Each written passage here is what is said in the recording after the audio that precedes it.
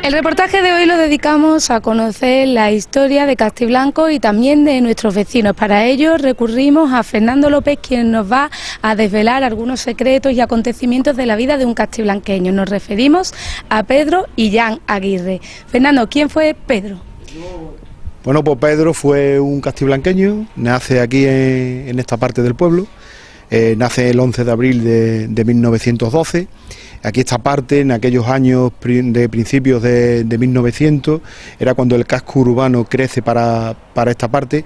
Castiblanco, que había mirado toda su historia para la parte del ejido del cementerio, pues en estos primeros años de 1900 empieza a extenderse hasta esta parte que era el ejido de arriba, o ejido del Cozo, o ejido de Amores. Aquí estaba el Cozo, que era un corral comunal, era una pequeña placita de toro con otro corral al lado, que estaba al lado del matadero, y estas tierras eran todas propiedad del ayuntamiento. A principios de 1900, pues la carretera de Almadén se traslada para este sitio, empiezan a venderse los solares, que eran propiedad del ayuntamiento, y empieza a urbanizarse esta zona. Por aquellos años, aquí en esta parte, había muchos chozos que eran típicos de aquella época. Por eso popularmente se conocía esta zona como barrio de Villalatas. También estaba integrado en lo que era el barrio de San Roque, que el barrio de San Roque no era lo que actualmente conocemos la calle San Roque, sino era toda la zona que abarca desde arriba, desde la carretera Antonio Machado, la actual calle Magdalena, Virgen de Gracia, lo que es la carretera, calle San Roque, Camino Cantillana, y hasta la calle Virgen de Escardier. Fernando, en aquella época las principales calles, lo que se consideraban como calles del casco urbano, me imagino que eran las que estaban en torno a lo que es el ayuntamiento hoy en día, iglesia. El pueblo empieza a avanzar y en primer lugar te quiero hacer una pregunta. ¿Por qué elegimos para el reportaje de hoy a Pedro? Bueno, pues Pedro, porque últimamente se han conocido datos sobre la vida de este castiblanqueño, ¿no? Es curioso de que hasta hacía bastante poco pues se le consideraba como uno de los desaparecidos de la guerra civil.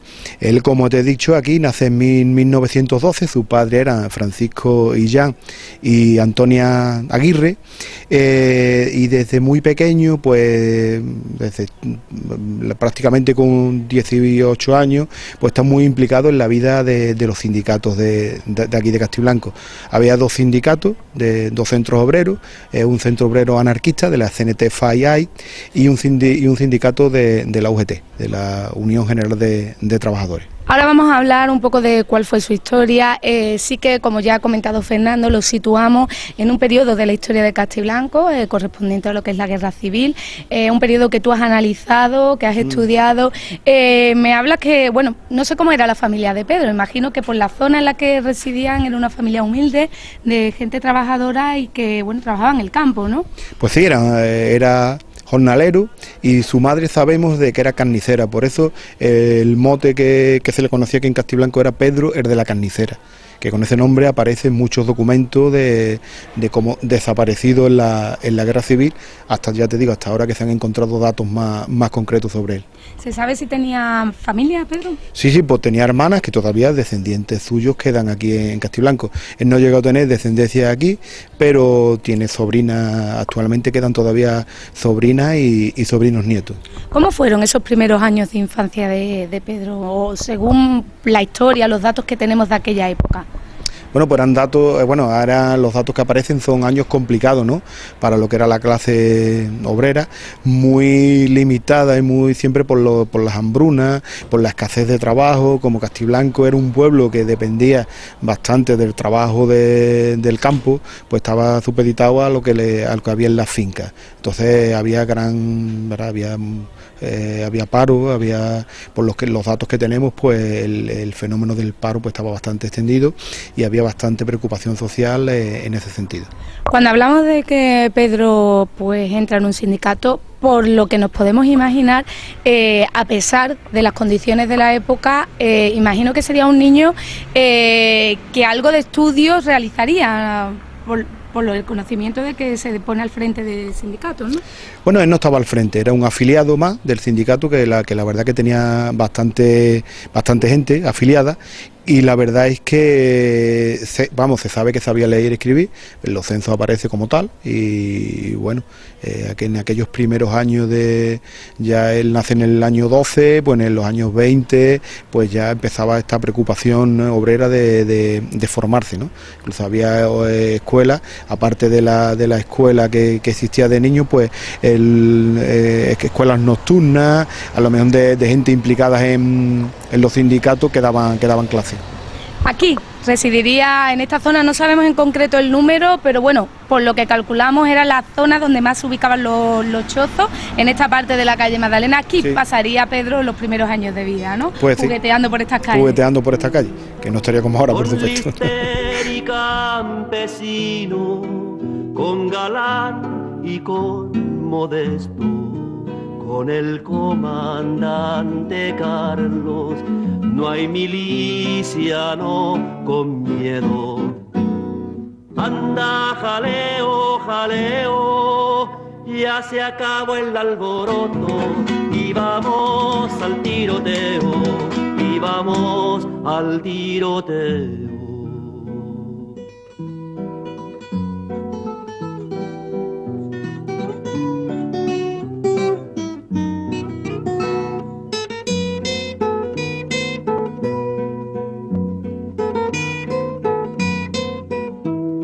De la calle Magdalena nos trasladamos a la calle Nuestro Padre Jesús Nazareno, un sitio concretamente en esta casa que vemos aquí a nuestra espalda, que ya visitamos en otro reportaje, el reportaje que dedicamos a Pineda. ¿Por qué estamos aquí, Fernando? Bueno, porque como igual que cuando hicimos con Pineda que era el presidente del sindicato de la UGT, pues aquí en esta casa, en el número 14, se encontraba alquilado el local que ocupaba el centro obrero perteneciente a la UGT. Aquí a principios del año 33 se funda el sindicato UGT aquí en Castiblanco y alquilaron esta casa, bueno, la parte de atrás de la casa para ubicar el centro obrero. Estamos hablando de qué calle, porque ahora ya tenemos otro nombre. Claro, actualmente llama Nuestro Padre Jesús Antigua González Guerrero, y en aquellos años de la Segunda República era Jesús Escribano. Jesús Escribano, una calle que empieza a transitar Pedro.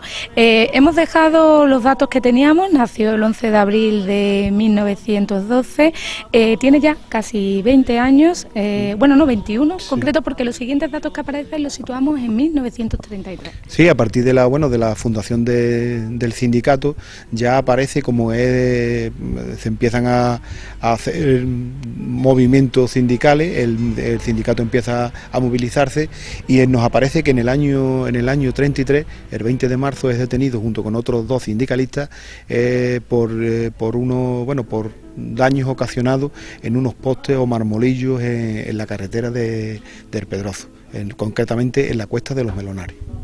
Es detenido, y ¿qué ocurre con Pedro? Bueno, pues está unos días en la cárcel, detenido aquí en la cárcel municipal que había en el ayuntamiento, y después puesto en libertad. Son años de constantes luchas sindicales, y entonces se producían mucho este tipo de acciones. Se ve, por lo que nos puedes contar, que Pedro era una persona que luchaba por los derechos de los vecinos y vecinas y que era una persona activa, ¿no? Sí, después nos consta también que en el año 36 se afilió al Partido Comunista. Fernando, como estás hablando, son años complicados, años en los que son varios los vecinos que están luchando por los derechos del resto, sobre todo de esas personas que trabajan en el campo y que están atravesando una situación bastante complicada, ¿no? Pues sí, la verdad que los datos pues nos dan bastantes movilizaciones, sobre todo a raíz de las elecciones de febrero del 36, cuando gana el Frente Popular, y la verdad que las movilizaciones se disparan. Entonces hay muchas movilizaciones, después también hay muchas ayudas, también en el ayuntamiento aparecen muchas ayudas a los obreros, con reparto de pan y a las familias necesitadas, pidiendo constantemente al gobernador civil por el tema del paro obrero. Un año complicado, 1936, años en los que empieza a notarse desde primera hora la tensión, que algo va a suceder, hasta que finalmente los hechos desencadenan en ese 18 de julio de 1936. Refiriéndonos a este sindicato, ¿cómo funcionaban ellos en este tiempo? Bueno, pues la verdad que los datos que yo puedo acceder, aparte de la memoria local, era que actuaban pues movilizando, haciendo asambleas, pidiendo continuamente a las autoridades pues lo que era el tema de trabajo, que era lo más importante, ¿no?, que había, ¿no? ¿Había muchos afiliados en aquella época en Castiblanco? Por desgracia no contamos con las listas.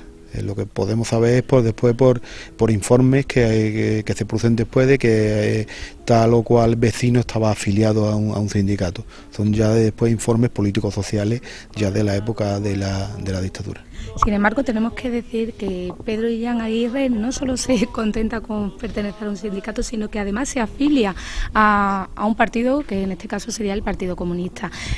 Por estos datos ya se puede intuir cómo era, ¿no?, el carácter que tenía Pedro. ¿Qué nos podrías contar más de él, Fernando?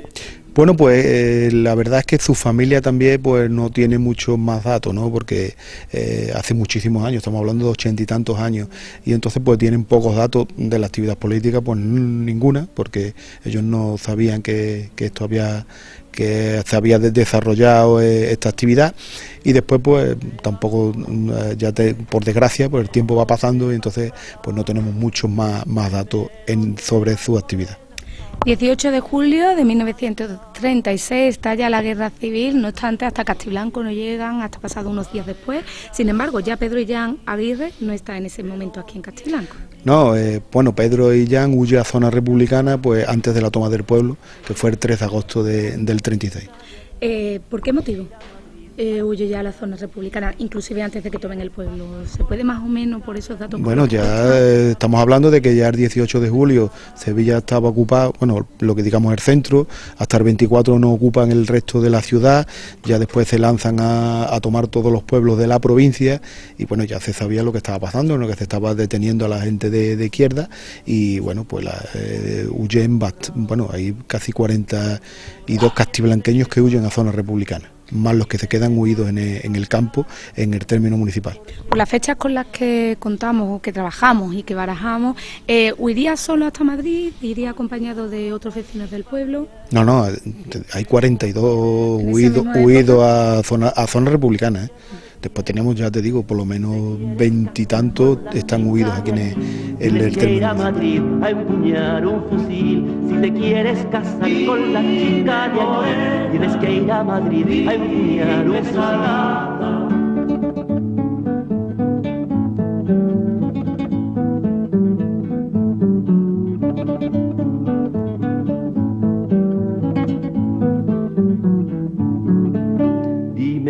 Que llevas morena en esa jarra cerrada, dime que llevas morena a las 3 de la mañana.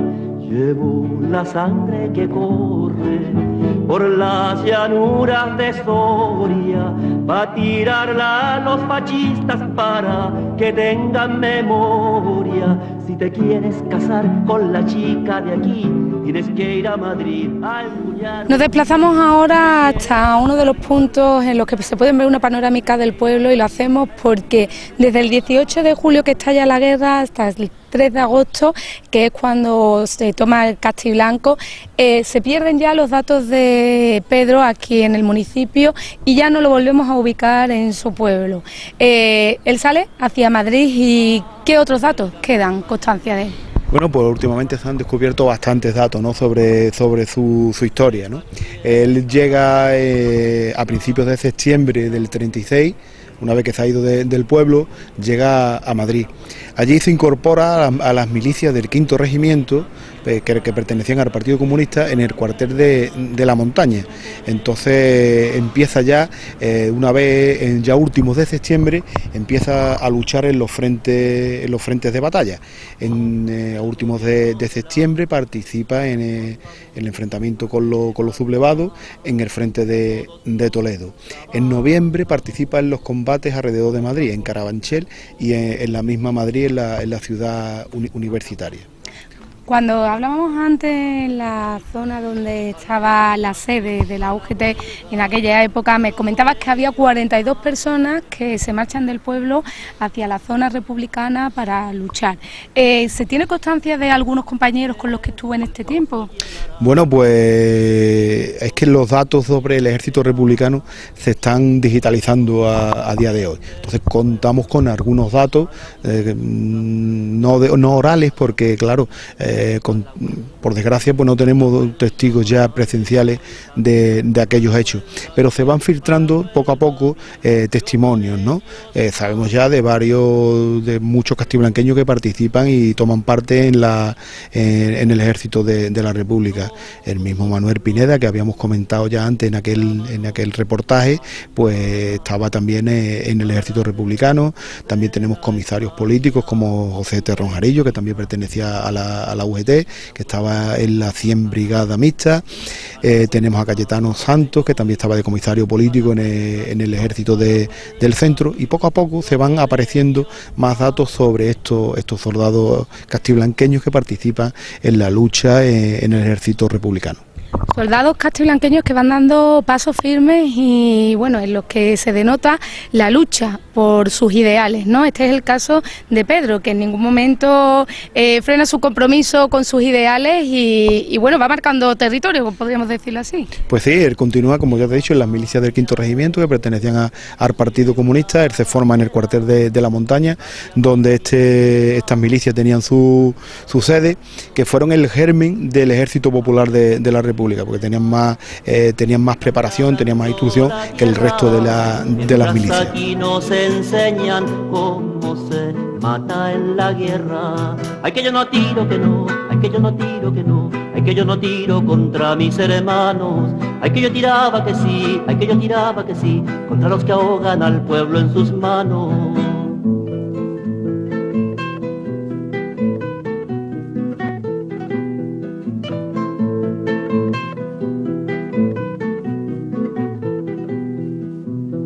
Preparan a la lucha en contra de los obreros.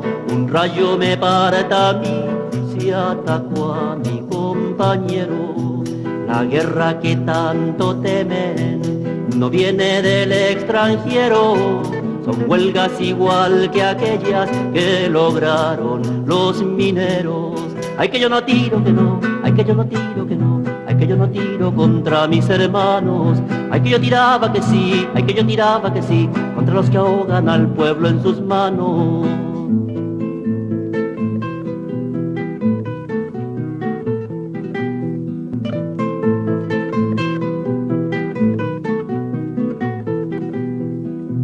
Si mi hermano se levanta, estando yo en el cuartel, tomo el fusil y la manta y me echo al monte con él.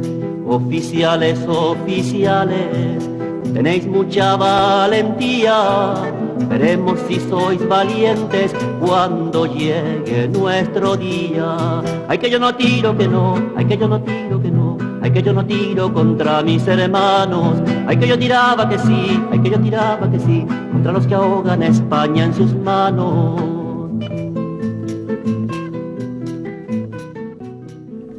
Fernando, hemos comentado que Pedro Illán Aguirre se incorpora a las milicias del 5º Regimiento del Cuartel de Montaña. ¿Cómo sigue avanzando su vida en este periodo? Bueno, como hemos dicho, participa en Toledo, en Carabanchel, en Madrid, y a principios de 1937 participa en la batalla de Jarama. Es la última que participa como miembro de las milicias del 5º Regimiento. Ya a partir de abril del 37 ingresa en la 11 Brigada Internacional. Es cuando ya el Ejército Popular de la República empieza a reorganizarse, se acaban las milicias y empieza a organizarse en brigadas mixtas. Entonces él entra enrolado en la 11 Brigada Internacional, que aunque eran voluntarios extranjeros, alemanes sobre todo, en el batallón Talman, pues también había algunos españoles. Concretamente Pedro ingresa en el 41 batallón en una sección, una compañía de ametralladoras. Después ya en la 11 Brigada Internacional participa en la batalla de Brunete en junio del año 37, donde incluso se hace una mención especial porque con bombas de mano asalta una trinchera enemiga. El ejército del Ebro, rumba la rumba la rumba la. El ejército del Ebro, rumba la rumba la rumba la. La otra noche el río cruzó, ay Carmela, ay Carmela. La otra noche el río cruzó, ay Carmela, ay Carmela. Ya las fuerzas invasoras, rumba la rumba la rumba la. Ya las fuerzas invasoras, rumba la rumba la rumba la. Buena paliza le dio, ay Carmela, ay Carmela. Buena paliza le dio, ay Carmela, ay Carmela.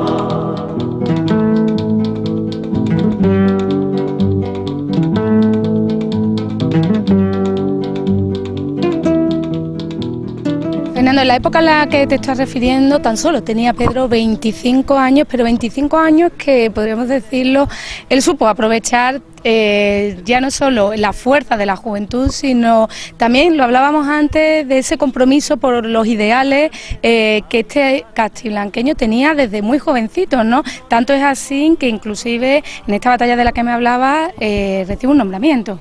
Sí, después de la batalla de Brunete obtiene los galones de sargento. Ya con los galones participa en la batalla de Quinto, que es en agosto del 37, y en la batalla de Mediana, en septiembre del 37, las dos unas localidades de Zaragoza.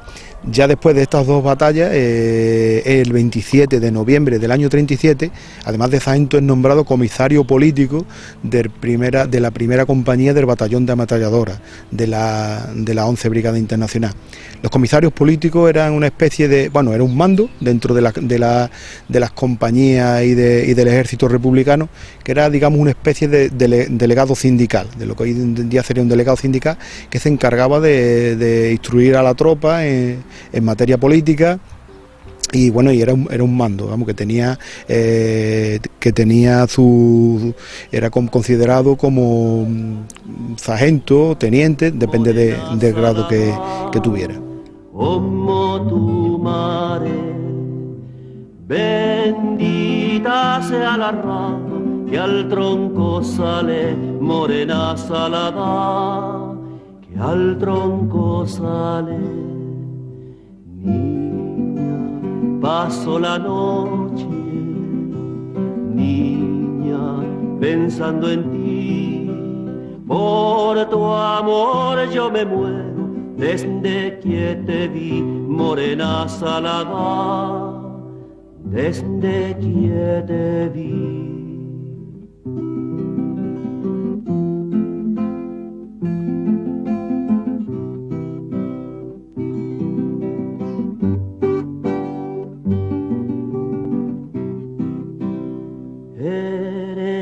Como una rosa de Alejandría, morena salada de Alejandría, colorada de noche, blanca de día, morena salada. Otra de las batallas en las que participa Pedro es la batalla de Teruel, una batalla que es importante donde se denota el compromiso por los ideales políticos, pero también por la humanidad que tenía Pedro, ¿no? Pues sí, en los combates en torno a Teruel, Teruel fue la única ciudad de provincias que la República recuperó en toda la guerra. Entonces aquello fue un golpe propagandístico importante, ¿no?, para el Ejército Popular de la República. Esta batalla se inicia en diciembre de 1937, cuando las tropas sublevadas, las tropas franquistas, son sorprendidas por el avance de los republicanos que toman Teruel. En aquella batalla de Teruel, como hemos dicho, en diciembre del 37, ya se destaca que rescata a un compañero herido en campo abierto. Después, una vez que ya los nacionales recuperan Teruel, pues se produce ya la retirada de las tropas republicanas, y en los combates alrededor de una zona de un cerro, del Muletón, en torno a febrero del año 38, pues también se destaca que resiste al frente de su sección de ametralladora, resiste hasta última hora el avance del enemigo. Estás hablando que resiste hasta última hora el avance del enemigo porque, bueno, vamos avanzando y por desgracia, cuando hablamos de avanzar, tan solo suceden año y medio después de que estalla la guerra, cuando Pedro fallece. ¿Nos podrías hablar en qué batalla fue? Pues sí, Pedro, ya una vez terminado esta ofensiva de Teruel, el ejército republicano se reorganiza en torno a Cataluña. Entonces se constituye el 15 Cuerpo de Ejército, que era para una ofensiva en el río Ebro. Este 15 Cuerpo de Ejército estaba comandado por un andaluz, por el gaditano Juan Modesto Guilloto, que fue el único que, siendo comandante de milicia, ascendió al grado de general en el ejército republicano. Entonces Pedro, después de pasar también un tiempo en Albacete preparándose en la escuela de comisarios de guerra, pues se incorpora al ejército de maniobra de este 15 Cuerpo. Esta batalla se inicia el 25 de agosto del año 38, cuando todo el ejército republicano sorprende a las tropas nacionales y avanza en un frente grande alrededor del río Ebro. Pasan el río Ebro y hacen un avance importante, llegando hasta la localidad de Gandeza. En esta localidad de Gandeza, el 28 de agosto, muere nuestro paisano en el intento de tomar el pueblo por parte de las tropas republicanas. Incluso se habla de que le alcanza la metralla de una bomba y muere, cae mortalmente herido, muriendo poco después. Hacía pocos días, después de 2 años que Pedro había salido de su pueblo.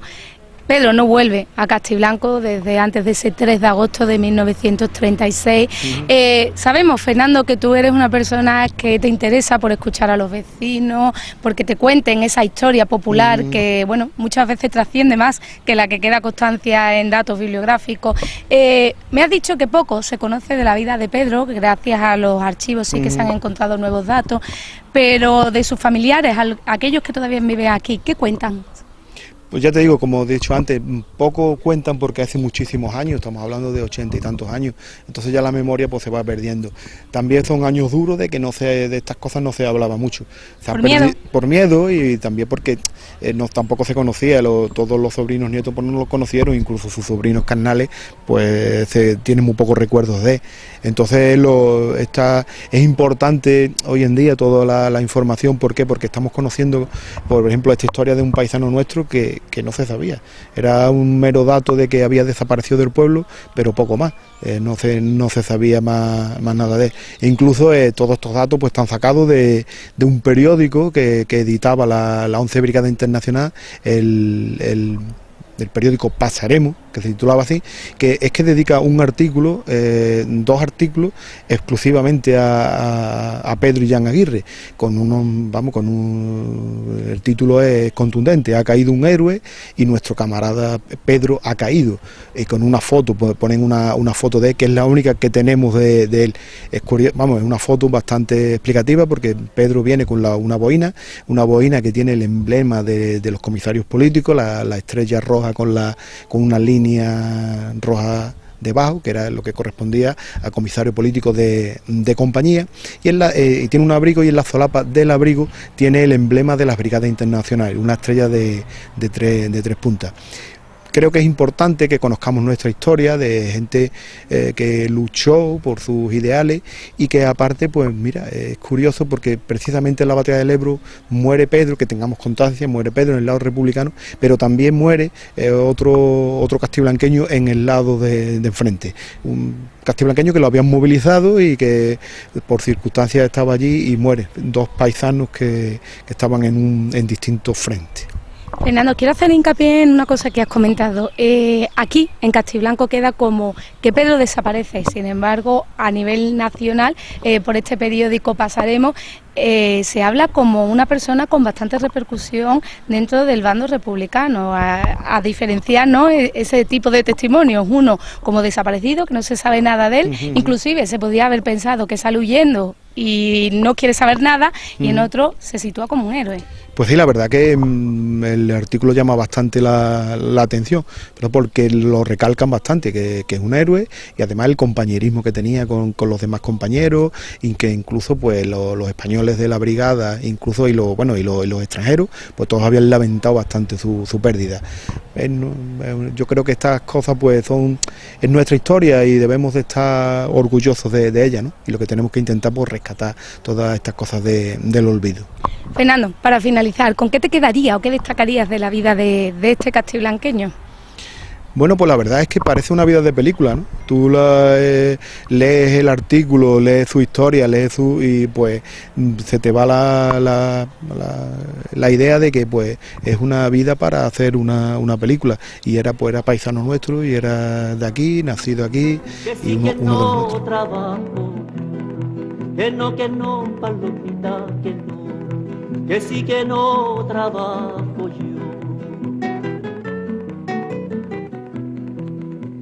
Nos juzgan y condenan en nombre de la paz. Cada vez que pedimos, paloma, justicia y libertad.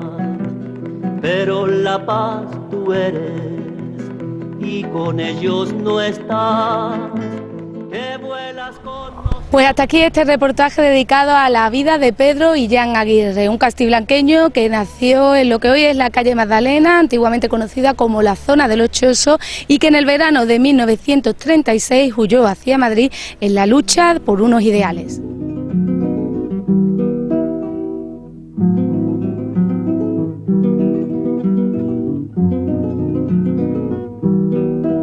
Los moros que trajo Franco en Madrid quieren entrar, mientras quieren milicianos, los moros no pasarán. Mientras quieren milicianos, los moros no pasarán. No pasarán, no pasarán.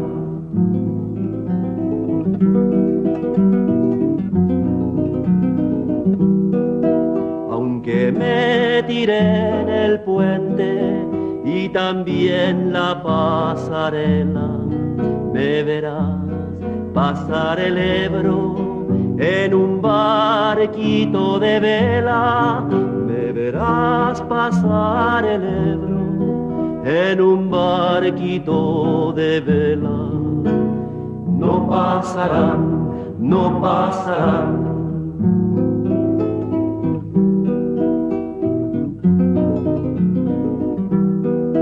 10.000 veces que los tiren, 10.000 veces los haremos. Tenemos cabeza dura los del cuerpo de ingenieros.